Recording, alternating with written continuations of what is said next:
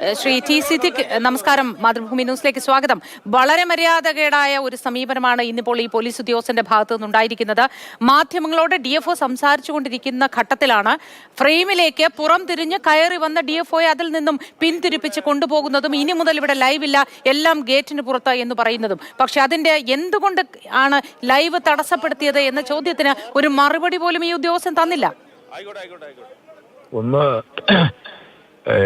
ജനങ്ങൾക്ക് ഈ സമയത്തുണ്ടാകുന്ന വനമേഖലകളിലെ പ്രശ്നങ്ങളുമായി ബന്ധപ്പെട്ടുകൊണ്ടും വനത്തോട് ചേർന്ന് കിടക്കുന്ന മേഖലകളിലെ പ്രശ്നങ്ങളുമായി ബന്ധപ്പെട്ടുകൊണ്ടും ജനങ്ങൾക്ക് വേണ്ട നിർദ്ദേശങ്ങളും ആശങ്കകൾ പരിഹരിക്കാനുള്ള കാര്യങ്ങളും നിർദ്ദേശിക്കേണ്ടതും പറയേണ്ടതും അത് ഫോറസ്റ്റ് ഉദ്യോഗസ്ഥന്മാരുടെ ഒരു ദൗത്യമാണ്. അതിന്റെ ഭാഗമായി അവർ ചിലപ്പോൾ പത്രക്കാരെ കാണും, ചില സമയത്ത് ആവശ്യമുള്ള സമയത്ത് മീറ്റിംഗ് വിളിക്കും. ഇന്ന് ഫോറസ്റ്റുമായി ബന്ധപ്പെട്ട മീറ്റിംഗ് വയനാട്ടിൽ കൽപ്പറ്റയിൽ കളക്ടറേറ്റിൽ വിളിച്ചിട്ടുണ്ട്. ഇത് പറയേണ്ടത് അവരുടെ കടമയും ഉത്തരവാദിത്വമാണ്. നമുക്ക് ഇതിനോട് വളരെ ശക്തമായിട്ടുള്ള പ്രതിഷേധവും പ്രയാസങ്ങളും കടുത്ത വേദനയും ഈ കടുവ ആക്രമിച്ച് രാധയെ കൊല്ലപ്പെടുത്തിയ വിഷയവുമായി ബന്ധപ്പെട്ടുകൊണ്ടുണ്ട്, വയനാട്ടിലെ പ്രശ്നങ്ങൾക്കുണ്ട്.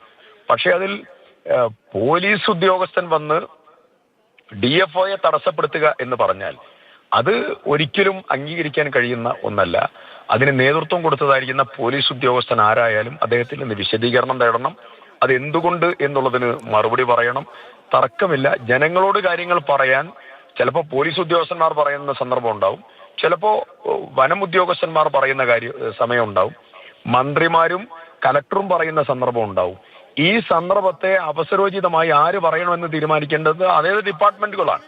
ആ ഡിപ്പാർട്ട്മെന്റ് കാര്യത്തിൽ പോലീസ് വന്ന് മേൽക്കോയ്മ കാണിക്കുക എന്ന് പറഞ്ഞാൽ എന്താ പോലീസ് ഭരണമാണോ? അങ്ങനെയല്ലല്ലോ, അങ്ങനെ സംഭവിക്കാൻ പാടില്ല. ഈ ഉദ്യോഗസ്ഥന്റെ SHOയുടെ പേര് അഗസ്റ്റിൻ എന്നാണ്. ഈ ഉദ്യോഗസ്ഥനാണ് ഈ ലൈവ് തടസ്സപ്പെടുത്തുകയും DFOയുടെ ഉത്തരവാദിത്തത്തിൽ നിന്ന് അദ്ദേഹത്തെ പിന്തിരിപ്പിക്കുകയും ചെയ്യാൻ ശ്രമിച്ചത്. ശരിയായ നടപടിയല്ല. ഇതിൽ ബഹുമാനപ്പെട്ട മന്ത്രിയുടെ ഇടപെടലും ആഭ്യന്തരമന്ത്രിയുടെ ഇടപെടലും ഉണ്ടാകും എന്നുള്ളതാണ് പൂർണ്ണ പ്രതീക്ഷ. ഇത് അവരുടെ ശ്രദ്ധയിൽ കൊണ്ടുവരികയും ചെയ്യും. മാതൃഭൂമി ന്യൂസിൽ നിന്ന് വനമന്ത്രി AK ശശീന്ദ്രനെ ടെലിഫോൺ ലൈനിൽ ബന്ധപ്പെടാൻ ശ്രമിച്ചു. അദ്ദേഹം ഫോൺ എടുത്ത് ലൈവിൽ പ്രതികരിക്കാൻ തയ്യാറായില്ല. എങ്കിൽ കൂടി അദ്ദേഹം പറഞ്ഞിരുന്നു, ശ്രദ്ധയിൽപ്പെട്ടിട്ടുണ്ട്, ഇതിൽ ഇടപെടും എന്ന് പറഞ്ഞിരുന്നു വാക്കാൽ. പക്ഷേ ഇനി വരുന്ന കാര്യങ്ങൾ നമുക്ക് കാത്തിരുന്ന് തന്നെ കാണേണ്ടതാണ്.